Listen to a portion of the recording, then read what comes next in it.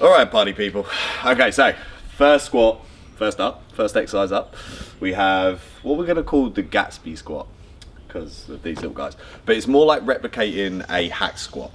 So first off, we've got lovely Rob here standing inside a fairly, is it like mid-range resistance band? So again, we can use whatever resistance band that we have available, but use also what resistance band makes sense for you. If you're not going to be able to do a bunch of reps in the heavy to medium one, probably want to stick on the lighter ends. If not, go heavier. First off, we have got, if you lean forward for me 1 second, a roller behind his back. You're going to want to put this quite towards the lower back, because as he goes down, his roller's going to come up. Then we've got feet positioned relatively as close to the wall as we can. If we can get them fairly close to the wall, it means as we go down, we can bend the knee more. If we bend the knee more, we can put more work through the quad. And then all we're going to do is get Rob to start moving.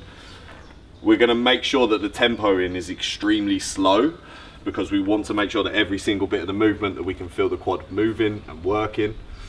And then little pause at the bottom, make sure there's no stretch reflex, and then slowly start to contract up. And the whole time he's thinking about squeezing and contracting this quad. So he's never letting go of that tension. He's making sure it's always applied. And then as we get to the top, the resistance on this is going to get much harder, which is cool. It's very good. We can go again for us, mate. Now again, if we want to increase the challenge, we can get him to hold there. We can get to hold this position for a few seconds, and then again smoothly come back up.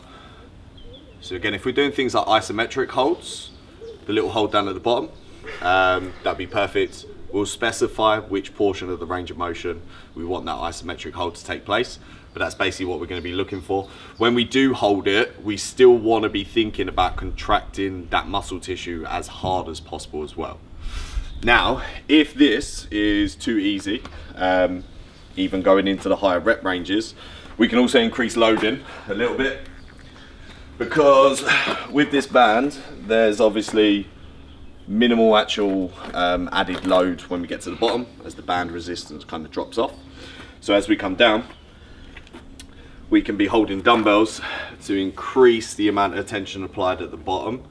So now there's a massive amount of challenge provided at the very bottom of the movement, as well as we come back up. Band tension starts to pull more, and now we've got a massive challenge at the top of the movement as well. Perfect. Trying to make sure your feet do not go too far away from you, because we're going to decrease the amount of challenge we've got towards the quads, increase towards the glutes. Situational dependent.